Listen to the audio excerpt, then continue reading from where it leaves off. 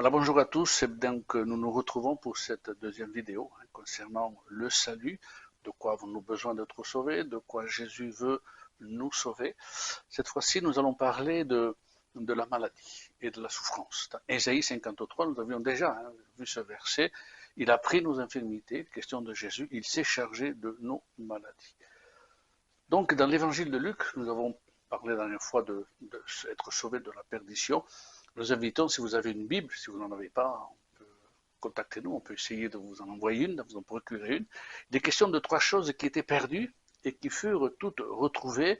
Une brebis, une petite pièce, et puis enfin le fils qui part de la maison pour découvrir le monde et puis qui est obligé de revenir. Et donc à chaque fois, ces choses-là, la brebis, la drachme et le fils sont retrouvés et cela entraîne une grande joie.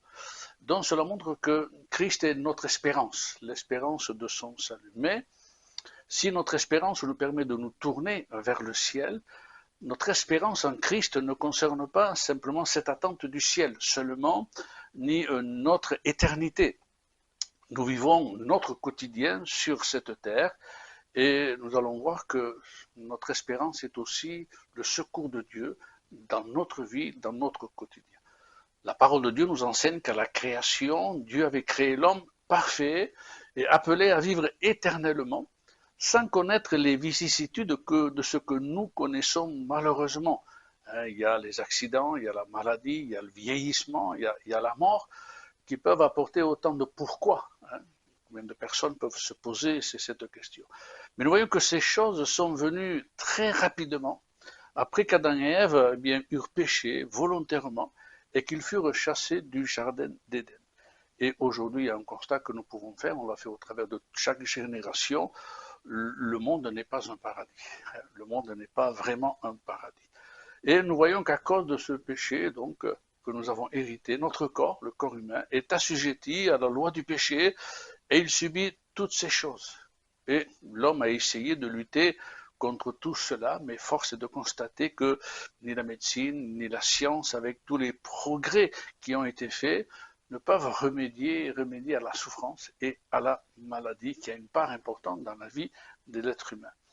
Lorsque Jésus a commencé son ministère, il y avait en Israël un nombre incalculable de malades, de maladies de malades. La seule religion dont le judaïsme ne pouvait pas répondre à tous ses besoins, simplement parce que c'était une religion qui était devenue simplement qu'une religion purement humaine, purement humaine. Et parce que Jésus était là et que lui venait, et Dieu était avec lui, dit Nicodème, eh bien, tout simplement, dans son ministère, la part du miracle de la guérison était importante. Et donc, beaucoup, sinon énormément, sont venus à lui afin d'être guéris par lui et d'être sauvés de leur souffrance. On y lit des paralytiques, des boiteux, des aveugles, des infirmes, des muets, des sourds, des lépreux, et tant d'autres, et tant d'autres. Certains malades depuis 12 ans, 18 ans, 38 ans, d'autres même de naissance. Tout cela est écrit dans les évangiles. Et il est question même de certaines personnes dont la maladie était d'origine spirituelle et d'origine occulte, ou à des personnes dont la maladie était liée ou à des péchés ou tout simplement à des manifestations démoniaques. On va dire simplement le cas, parmi tant d'autres, et nous vous invitons à lire les évangiles, eh bien de cette femme malade depuis 12 ans. Il dit ceci, il y avait une femme atteinte d'une perte de sang depuis 12 ans. Elle avait beaucoup souffert entre les mains de plusieurs médecins. Elle avait dépensé tout ce qu'elle possédait et elle n'avait éprouvé aucun soulagement, mais était allée plutôt en empirant. Et ça, je pense que beaucoup de personnes pourraient se reconnaître dans ce cas-là. Il est dit ceci, ayant entendu parler de Jésus, comme vous, au travers de cette vidéo, elle vint dans la foule par derrière et toucha son vêtement parce qu'elle disait, si je puis seulement toucher ses vêtements, je serai guéri. Et oui, la renommée de Jésus le précédait comme étant celui qui guérissait eh bien, le malade et qui guérissait les maladies. Et ce qu'elle va faire, donc elle va oser la foi, oser croire que cela était possible. Il est dit au même instant qu'elle a touché le bord du vêtement, la perte de sang s'arrêta et elle sentit dans son corps qu'elle était guérie de son mal. Amen. Moi, je pense qu'à ce moment-là, cette femme aurait pu dire à Jésus, mais tu m'as sauvé la vie. Et oui, tu m'as sauvé la vie parce que maintenant, je n'ai plus cette maladie. Bien sûr, nous bénissons le Seigneur pour tout le corps médical, tout ce qu'ils font, en y mettant tout leur cœur, leur dévouement, et nous prions pour eux, parce qu'ils sont vraiment nécessaires pour chacun d'entre nous. Mais il en est ainsi des maladies qui font tellement de ravages. Nous voyons ici que simplement, Christ a répondu à la foi de cette femme, une foi simple. Je crois qu'il peut le faire. La Bible nous assure qu'un peu de foi et les montagnes peuvent être jetées dans la mer. Et la montagne de la maladie aussi peut disparaître, être ôtée, car la foi, ce n'est pas rien de plus que de placer sa confiance en Dieu. C'est de se confier en Jésus, de croire et de s'attendre en sa puissance et en son amour. Un enfant peut croire cela. Pourquoi pas chacun d'entre nous? Il peut le faire. Voici aussi de quoi donc Jésus nous sauve. Il est celui qui guérit, quelle que soit la maladie. Jésus dira dans l'évangile de Matthieu, chapitre 18, verset 8, « Tout pouvoir m'a été donné sur la terre. » Il en a le pouvoir, il en a l'autorité, parce qu'il est Dieu lui-même. Il agit par compassion et miséricorde, par amour, et non sur la base du mérite. Il ne fait point exception de personne, nous dit la Bible, ni de favoritisme. Pour lui, pas question de race, de langue, de rang social. Il nous aime. Et avec beaucoup d'amis, nous voulons le proclamer avec force et vérité. Il vous aime à vous. Vous qui écoutez, qui nous écoutez. Même si vous ne le connaissez pas, lui nous connaît. Et il sait ce qu'il y a dans le cœur, caché au fond des cœurs. Il connaît les peurs, les larmes, vos souffrances, ta solitude même. Au travers de cette parole, bien, il peut être votre espoir et votre espérance, pouvoir tourner les regards vers lui.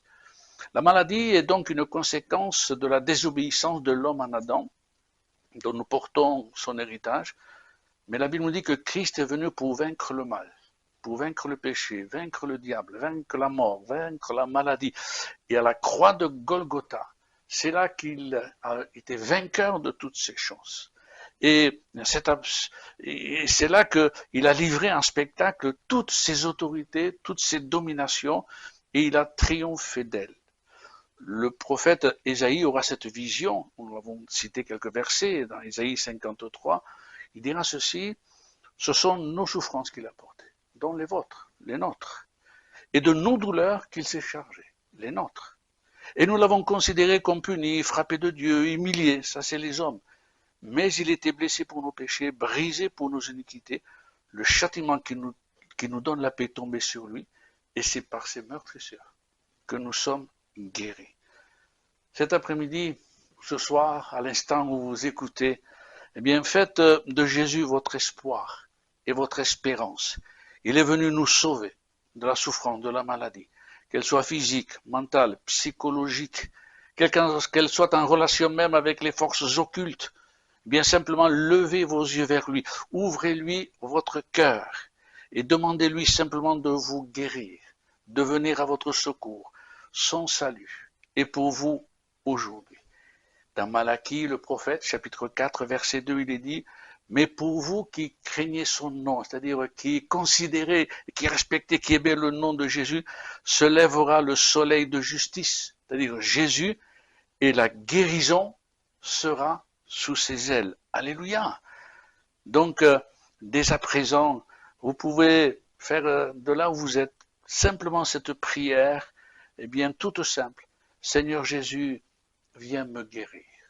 Jésus a dit, que veux-tu que je te fasse à un homme malade, mais que je recouvre la vue. Simple prière, mais qui demandait beaucoup, de recouvrir la vue. Mais dis un mot, mon serviteur sera guéri. Alléluia. Vous voyez des prières très simples. Seigneur, si tu le peux, rends-moi pur. Cet homme était lépreux. Et Jésus a répondu à leur simple prière et il peut aussi répondre eh bien, à votre prière. Amen. Alors, nous prions déjà pour vous.